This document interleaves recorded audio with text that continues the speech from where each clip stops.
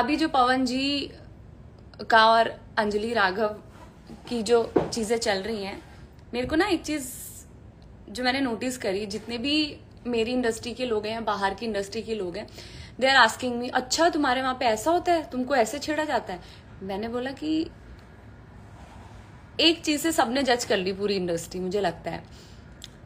अगर मैं अंजलि की बात करूं, मैंने ऑलरेडी अंजलि के साथ एक गाना किया हुआ है। वो सेट पे ज्यादा नहीं बोलती है, चुप रहती है। वो इस पे भी कुछ नहीं बोलती जितना मेरे को पता है उसके बारे में, लेकिन वो इतना ज्यादा सोशल मीडिया में पोक किया गया उसको, उसने सीधे वीडियो बना के डाल दी। देन उसके बाद, क्योंकि वो एक हरियाणा इंडस्ट्री की कोई वो न्यू एक्ट्रेस नहीं है, वो बहुत साल से काम कर रही है, जब वो बहुत छोटी सी थी। तो वो जब से काम कर रही है, इसी रिस्पेक्ट में पवन जी ने उसके लिए एक पोस्ट भी शेयर किया अपने इंस्टाग्राम स्टोरी पे, माफी का, ठीक है, क्योंकि उसकी इमेज खराब कर रहे थे लोग।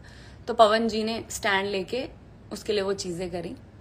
अगर उसको ऐसा लगता कि कहीं ना कहीं शूट के दौरान ऐसी बदतमीजी हुई है, तो शायद वो शो में भी नहीं आती, ये बिल्कुल कंफर्म है। और मैं यहाँ पे किसी को भी टारगेट नहीं करूंगी कि वो गलत था, वो गलत था। सबका अपना अपना नजरिया होता है, सारी चीजें होती हैं, बट मैं ये कहूंगी कि इमेज नहीं खराब होनी चाहिए।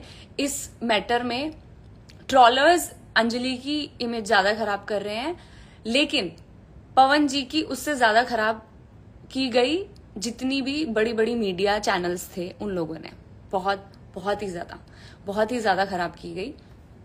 और जिसकी वजह से उन्होंने मतलब अपनी चीजों को रखा भी और वो सामने बात भी करी। अगर मैं पर्सनली बात करूं पवन जी की, मतलब बाकी लोगों ने स्टैंड लिया नहीं लिया, मुझे उससे कोई वो नहीं है, और किसी को किसी के स्टैंड की जरूरत होती भी नहीं है। बट मुझे लगता है कि अपने पॉइंट जरूर रखने चाहिए। पवन जी इज द ओनली वन जो मेरी रिंग सेरेमनी में आए थे, ये सबको पता है। और डे 1 से ही मैंने जब उनको इनवाइट किया था, ही प्रॉमिस्ड मी कि नहीं मैं आऊंगा, जरूर आऊंगा। मैंने इंडस्ट्री से बहुत लोगों को बुलाया था, मतलब बहुत लोगों को जो मुझे इतना दोस्त मानते थे, सब लोग। मतलब एक तो ये इंडस्ट्री ना बड़ी फेक है, मैं आपको बता दूं, लेकिन पवन जी इज द ओनली वन जो एक बार वो कमिटमेंट करते हैं ना, तो फिर वो एक्चुअल में किसी की भी नहीं सुनते हैं। और अगर बोल दिया तो बोल दिया। हाँ, अगर उनको कोई परेशानी देता है या बैक बिचिंग करता है, क्योंकि यहाँ बैक बिचिंग बहुत ज्यादा होती है, तो वो किसी की भी मतलब कभी भी उसको ऐसा डिच कर सकते हैं। डिच इन द सेंस कि उसको इग्नोर करते हैं। बट यस, अगर आप जेन्युइनली ठीक हो, सब ठीक है, तो वो आपके लिए अच्छे हैं। और ये हर एक आर्टिस्ट का होना चाहिए, और ये होता भी है। और अगर उनकी इमेज की बात करूं तो मतलब उनकी क्या, सारे सिर्फ भोजपुरी क्यों टारगेट, मतलब किसी भी इंडस्ट्री में चले जाओ। मैं तो बिल्कुल 5-6 इंडस्ट्री में काम कर चुकी हूँ। ऑलमोस्ट हीरो फ्लर्ट करते हैं, ऑलमोस्ट हीरो। और एक्ट्रेसेस भी कई लड़कियां ज्यादा भाव देती हैं, कहीं नहीं। तो इट्स ऑल डिपेंड कि आप कैसा बिहेव कर रहे हो किसके साथ। तो अगर आप ज्यादा बिहेव आप लोगों को ज्यादा ही वो होगा, तो चीजें कहीं ना कहीं, अब मैं अपने मुंह से नहीं बोलना चाहती ये चीजें, सब लोग समझदार हैं, सब मैच्योर हैं। और मुझे लगता है ये मुद्दा फालतू में ही बहुत ज्यादा ही बड़ा कर दिया, इसको इतना होना नहीं चाहिए था। और ये प्रेशर में आके ही वीडियोस बनी और ये सब चीजें हुई हैं। इससे पहले भी बहुत वीडियोस हैं इंस्टाग्राम पे लोगों की, किस तरीके से बिहेवियर है। अगर आप छोटे छोटे शोज में जाके देखो तो वहां तो बहुत बुरा हाल है। लेकिन इन सब चीजों में ना भोजपुरी इंडस्ट्री को इतनी जल्दी बोल दिया जाता है ना ऐसा, कि मैं खुद बहुत टाइम से फेस कर रही हूँ ये चीजें। मैं बहुत ज्यादा रिस्पेक्ट करती हूँ भोजपुरी की। रीजन बहुत स्ट्रांग है, क्योंकि मैंने शुरुआत ही यहाँ से करी थी। Started with Khesari ji, then सबके साथ मैंने काम किया। नीलकमल हैं या कल्लू जी हैं, रितेश जी हैं। फिर उसके बाद मैंने पवन जी के साथ भी बहुत ज्यादा गाने तो नहीं करे, बट हाँ लिमिटेड। बट आई रिस्पेक्ट, क्योंकि इतनी जल्दी अगर कोई किसी इंडस्ट्री में काम किया जाता है ना, या इतनी जल्दी फेमस होना है, या इतनी जल्दी नाम मिलता है, या इतनी जल्दी प्यार मिलता है, वो सिर्फ भोजपुरी इंडस्ट्री है।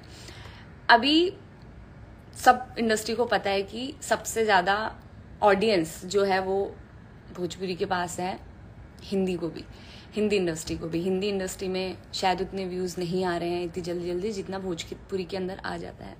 और अच्छे प्रोजेक्ट्स हैं यहाँ के, और अच्छे लिरिक्स हैं या सब कुछ है तो ऑब्वियसली अच्छा चलता ही है। तो या तो आप इस इंडस्ट्री में काम ही मत करो, अगर आप काम कर रहे हो तो फिर यहाँ की बुराइयां मत करो बाहर की, ये तो ऐसी इंडस्ट्री है वैसी इंडस्ट्री है।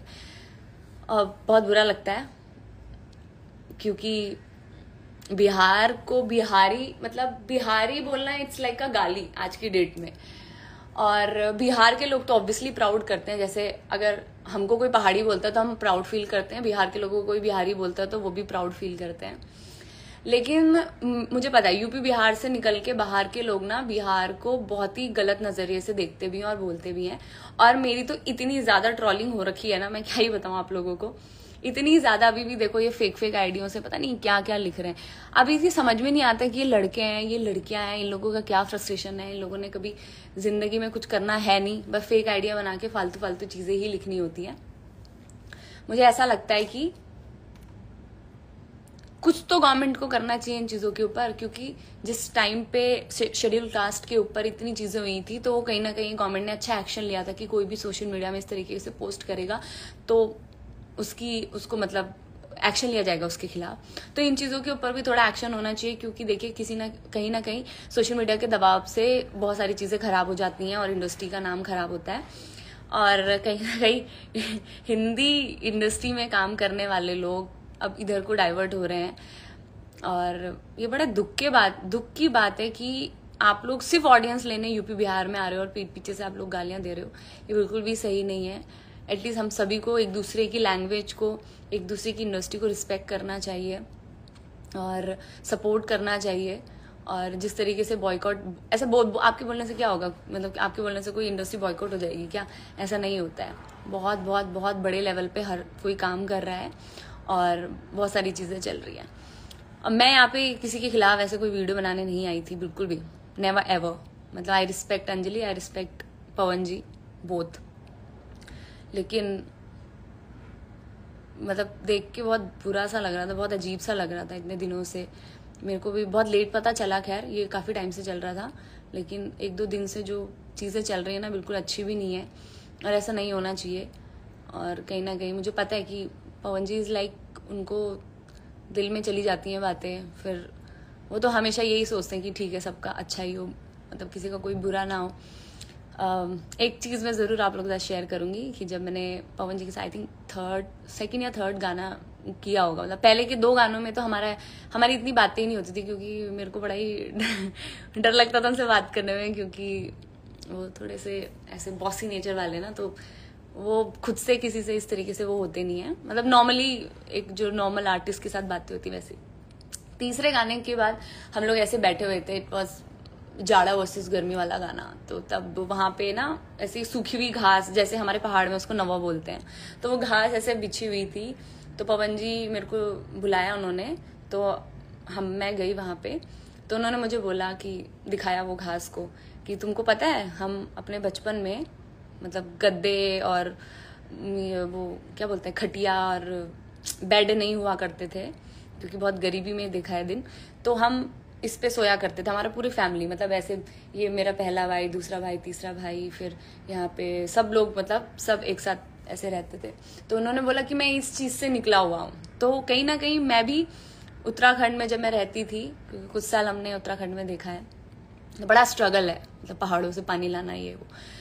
तो उन्होंने ये बात बोली और मुझे बोला कि तुम बहुत अच्छी हो और अच्छा काम कर रही हो, ऐसे ही रहना जैसी हो। और कभी भी, मतलब ऐसा मुझे आज तक इस इंडस्ट्री में कभी किसी ने बोला भी नहीं है कि मैं मुंबई, जो मेरा मुंबई का घर है, मैं वहां नहीं रहता हूँ बिल्कुल भी। और तुम बहुत आगे चीजों के लिए बनी हो, बहुत अच्छा करो आगे, और भी हिंदी में भी काम करो, सब जगह काम करो। कभी भी तुम मुंबई में जाती हो ना, कभी ये मत सोचना कि तुम्हारा घर नहीं है वहां पे। और मतलब हमेशा कभी भी, मतलब एनी टाइम मैं अपने घर की चाबी तुमको दूंगा, तुम उस घर में रहो। और वेद भाई रहे, तुम्हारी फैमिली आना चाहती है, कोई भी, तुम उस घर में रहो। और तुम्हें कोई भी मीटिंग करनी है, कहीं भी जाना है, तुम वहां रहना। कभी ये मत सोचना कि तुम्हें स्ट्रगल करना पड़े मुंबई जाके भी, कि इधर उधर रेंट पे रहो या होटल्स जाके रहो, ऐसा नहीं है। तुम वहां पे आराम से रहना। ना मैं वहां रहता हूँ, ना मैं वहां ज्यादा जाता हूँ, बहुत कम जाता हूँ। तो ऐसे इस तरीके से कौन बोलता है, मतलब मैं तो एकदम से शॉक्ड हो गई थी। मैंने जिस इंसान की इमेज कुछ अलग देखी थी वो यहाँ पे बिल्कुल अलग है। और मतलब कभी भी, मतलब मैंने बहुत ज्यादा गाने तो नहीं किए, लेकिन मैं जितना पवन जी को जानती हूँ, आप जैसे हो ना वो आपके साथ भी वैसे ही है, बस दैट्स इट। और किसी के लिए कोई गलत भावनाएं नहीं होनी चाहिए, किसी की भी रिस्पेक्ट होनी चाहिए। और हाँ, एक चीज और, मैं अभी कुछ छठ के गाने मैंने किए थे और मैंने वो ऑरेंज वाला सिंदूर वगैरह सब लगाया था। तो यहाँ पे लोगों को नॉलेज नहीं है, वो लोग बोलते हैं कि ये क्या बिहारी बन गई है, ये कैसा सिंदूर लगा दिया, ये वो। तो पहले तो ना ये चीजें बोलना बंद कर दो, क्योंकि जिसके लिए आप इतने नारेबाजी करते हो ना, ये जय सिया राम, और जिनको आप मानते हो, आप भगवान मानते हो ना उनको, तो सीता मैया जो थी वो मिथिला की थी, और मिथिला से है, बिहार से है, और नेपाल बॉर्डर पड़ता है, सबको पता है ये चीजें। तो उन्होंने भी वही सिंदूर लगाया है। और जो आप हनुमान जी के इतने बड़े भक्त बने फिरते हैं ना, तो जो उनकी बॉडी में वो ऑरेंज कलर का जो सिंदूर है ना, वो भी वही है। तो जिसको आप गरियाते रहते हैं, अगर मैं यूपी बिहार की लैंग्वेज में बोलूं, जिनको आप गरियाते हैं ना, तो वो भगवान का ही दिया हुआ है। तो पहले तो आप कुछ बोलने से पहले ना 10 बार सोच लो, उसके बाद बोलना है आप लोग।